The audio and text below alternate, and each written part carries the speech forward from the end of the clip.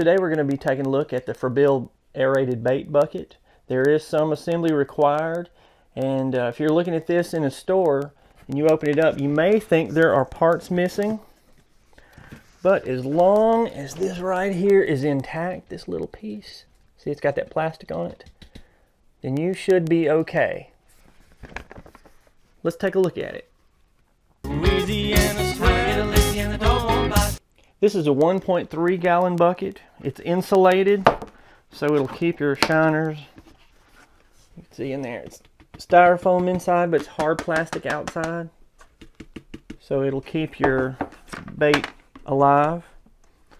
Let's take a look. You are going to need some screwdrivers. There is assembly required. You're going to need some batteries. Let's take a look. The first thing we have to do to our bucket is we're going to open this lid, and see, this is the switch, this is the aerator, and there's no way to get into that until we open the main thing up. See this screw right here? That's what we have to take out. Takes a Phillips screwdriver. Oh, that puppy's really in there. Know what I mean? Just unscrew that.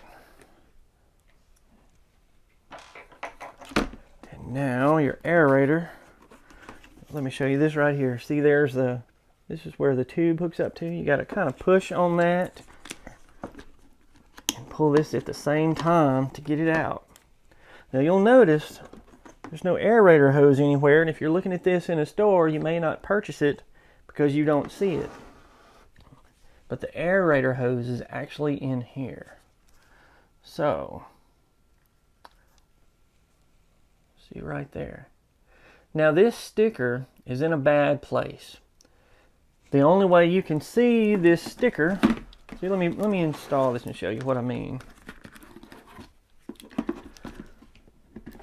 With your aerator in there, you can't see this sticker at all. Now if that sticker had been placed, if I can get it back out, if this sticker had been placed on top, then this wouldn't even cause confusion, but it does because this sticker's badly placed. Okay. Cut this plastic here so we can get into the heart of it. Alright, and now there's a tab right here. You pull it forward and pull it up. It's kind of difficult to pull it up. Here we go. See, here's your little stone. And there's your aerator hose right there. So let's take that out. And this is where you put the batteries. And it says you can use 2 or 4 batteries. Now what I would suggest on the batteries, the whole thing here is to save money and, well, to keep your bait alive and not, be too expensive. What I would suggest, now these are rechargeable batteries.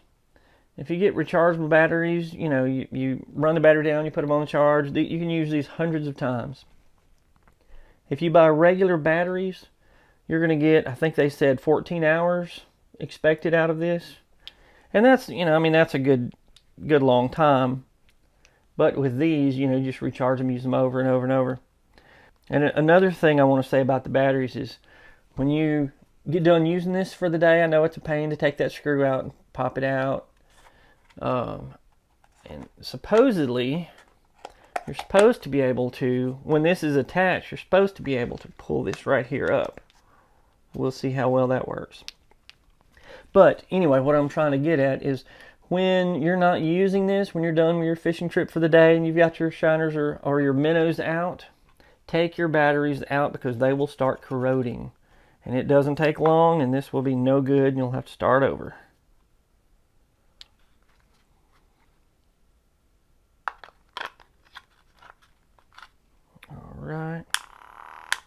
Alright, see, just with one battery in here,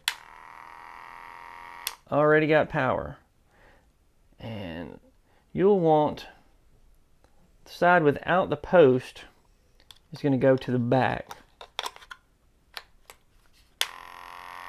Alright, so you've got more power. Alright, so it will run perfectly fine on 2 batteries.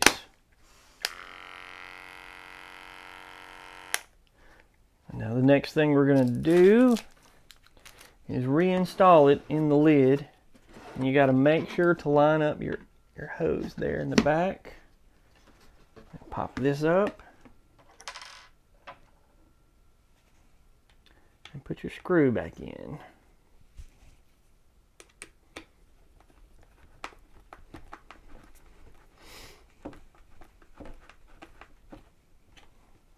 Alright. Now let's go ahead and open our stone. And this is a weighted stone, so it'll stay at the bottom and the air will come through the pores of the rock. Now, this stone, you'll just take one end of the hose, push it in there. That's probably good enough. And kind of stretch it out. Another trick to use on this is if it's a hot day, you can sit this in the sun and it'll uncurl, but over time it'll uncurl. Just slip that on there. And slip it back down. And you should be ready to go. Let's put some water in here and see how this does.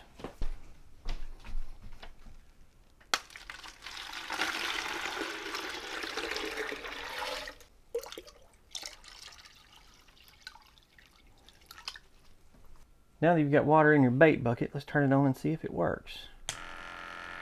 Alright, see the water's coming out of the stone there.